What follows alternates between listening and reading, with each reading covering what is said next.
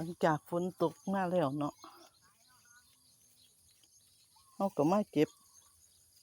ถั่ว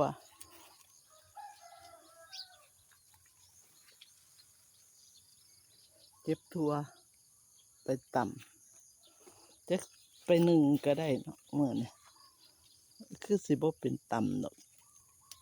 ขั้นตำก็ต้องหุงเฮิม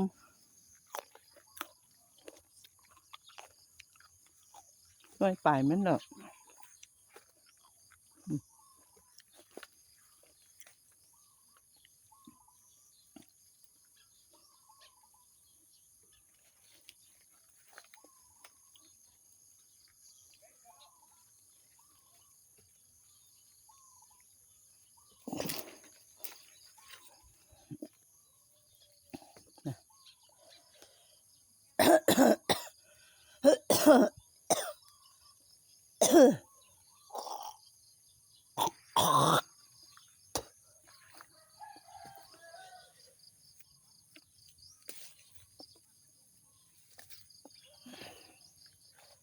กะเพรากะหลาย